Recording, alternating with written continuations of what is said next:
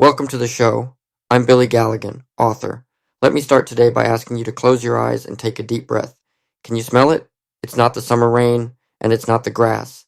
It's that incredibly distinct, sweet, slightly chemical aroma of cheap, pink, rock-hard cardboard bubblegum mixed with the scent of fresh adhesive backing paper. If you were a kid in Ireland in the late spring of 1982, that smell was the undisputed scent of pure, unadulterated hope. I am talking, of course, about the Panini sticker album. Every spare penny we had, and let me tell you, pennies were thin on the ground in Dublin back then, went straight to the local newsagent to buy those tiny, crinkly paper packets. Each one cost about 8 pence, I think, and opening them was like a high-stakes lottery. You'd tear the top off, hold your breath, and pray you didn't see another face you already had. That led to the absolute madness of the schoolyard trading floors. We'd stand on the street corners in the damp Irish drizzle, clutching thick stacks of duplicates secured with dirty rubber bands, chanting the sacred litany, got, need, oh, need. The real currency, the gold bullion of the playground, was the shiny team badges. If you managed to pull a shiny Spanish Federation badge or the glittering Italian shield, you were a king. You could trade one shiny for 10 ordinary players, easy. We negotiated with the intensity of Wall Street stockbrokers, trading away a Brazilian defender for a pair of Polish midfielders just to fill those empty numbered boxes in our glossy albums. And once you got a new one, the tactile satisfaction of peeling back that sticky paper and trying to place the sticker perfectly within the black border without any creases, well, that was an art form in itself. Then came the Sunday World newspaper, and with it the crown jewel of the kitchen table, the giant glossy World Cup wall chart. We pinned it to our bedroom walls with blue tack or rusty drawing pins right where we could see it the moment we opened our eyes. We had our pack of felt tip markers ready, the red one for goals, the black one for the group standings. That paper chart was our map to a different universe. To a kid from Dublin, looking at those exotic sun-drenched names like Seville, Bilbao, and Alicante, felt like looking at a travel brochure for Mars. We were transitioning from the gray, damp Irish drizzle into the vivid, high-definition, technicolor dream of the Mediterranean. But there was something much bigger happening behind the scenes. You have to remember the context of 1982. The island of Ireland was in a very dark, painful place. The Troubles were casting a long, cold, terrifying shadow over daily life, and tension was thick enough to cut with a knife. But when those 11 fellows in the green shirts stepped onto the pitch in Spain, something miraculous happened. The entire island, north and south, Catholic and Protestant, Dublin and Belfast, just put the bitterness aside for a few weeks. We all sat in the same smoky pubs, stared at the same wooden-framed TV sets, and united to shout ourselves hoarse for Northern Ireland. Sure, why not? It was a beautiful, brief moment where a football became the only thing that mattered. Now let's talk about the squad that Billy Bingham assembled, because on paper, they looked like a beautiful contradiction. At one end of the pitch, you had a kid who was literally making history before he'd even had his first proper shave. Norman Whiteside. He was only 17 years old, a schoolboy from Belfast, and he went and broke Pelé's record as the youngest player to ever step onto a World Cup pitch. But if you looked at him, you wouldn't think schoolboy. Young Norman didn't run like a teenager. He had the physical frame and the raw, heavy-set power of a Belfast shipyard boilermaker. He played with a steel-hard defiance, completely unfazed by the world-class defenders trying to kick him off the park. And at the other end of the pitch, guarding the net like an ancient, immovable mountain, was the legendary Pat Jennings. Pat was 37 years old enough to be Norman's dad, practically, but he was the absolute heartbeat of that team's defense. He had these famously massive hands like giant iron frying pans, and there was a popular rumor back in Ireland that he could catch a flying brick with one hand without even blinking. When high, dangerous crosses came flying into his box, while other keepers would be punching and screaming in panic, Pat would just step off his line, reach up, and calmly pluck the ball out of the air with one hand like he was grabbing a harmless tennis ball. His sheer, unbothered calm whispered to the entire team, "Don't worry, lads, you'll be grand." The mastermind behind this whole circus was Billy Bingham. Billy knew he didn't have a squad of expensive superstars or flashy tricksters, so what did he do? He built a unit of tireless, relentless, lung-bursting runners. It was a tactical masterpiece built on cheekiness, organization, and a highly calculated street heist plan. He basically told the lads, "We are going to defend like our lives depend on it. We are going to run until our socks fall off, and when they get frustrated and make a mistake, we are going to snatch their wallets and run." It wasn't about playing pretty, flowing football. It was about the collective nerve, discipline, and waiting for that one golden, chaotic moment to strike. That brings us to June 25th, 1982. The Mestalla Stadium in Valencia. If you've never been to Valencia in late June, let me tell you, it's not a climate designed for Irish skin. The humidity was sitting at a suffocating 90%, and the temperature on the pitch was hovering around a blistering 100 degrees. It felt like playing inside a giant, humid concrete pizza oven.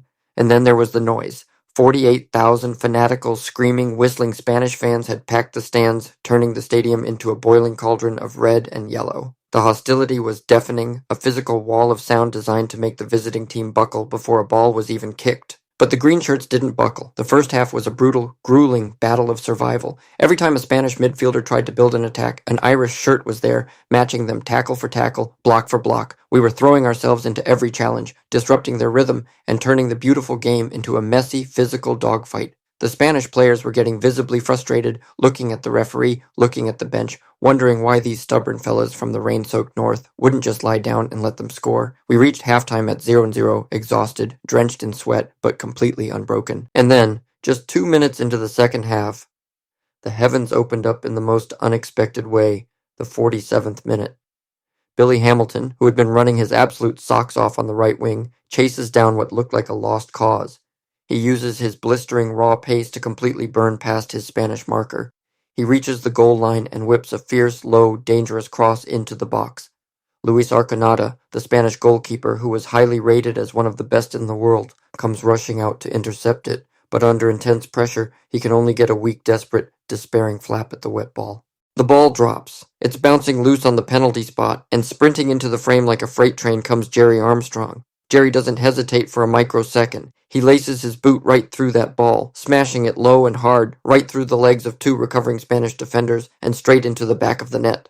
1-0 to Northern Ireland. For a split second, 48,000 people in Valencia completely forgot how to breathe, and back in Ireland, the shout that went up probably shook the foundations of the houses.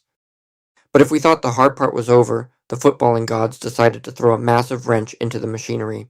In the 62nd minute, Mal Donaghy gets tangled up with a Spanish player. It was a standard, slightly clumsy challenge, nothing malicious, but the referee, clearly feeling the immense suffocating pressure of 48,000 screaming locals demanding a penalty or a card, pulls out his top pocket. Red card. Mal Donaghy is sent off. The stadium erupts in a triumphant roar.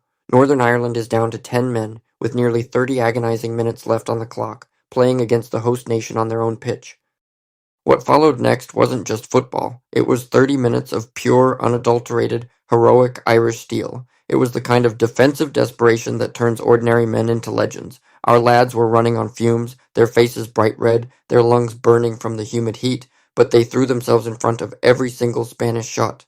If a Spanish striker looked up to shoot, there was a green shirt sliding in to block it with a shin, a knee, or a face. It was raw grit, a collective refusal to let that lead slip away. And behind them all, dominating the penalty area like a calm giant, was Pat Jennings. The Spaniards were lofting cross after cross into the box, desperate to find a head, but Pat just owned the sky. He would leap above the crowd, wait for the ball, and pluck it clean out of the air with one massive hand, landing softly on the grass, holding the ball tight to his chest. He'd look out at his exhausted, panicking defenders, give them a little wink, and his face just said, "Sure, why not? Relax, lads, you'll be grand." That single-handed aerial mastery completely drained the tension out of the stadium and broke the Spanish spirit, minute by agonizing minute. When the referee finally blew the final whistle, the contrast was absolute poetry. An eerie, stunned, heavy silence fell over 48,000 local fans who just stood there in disbelief, staring at the pitch.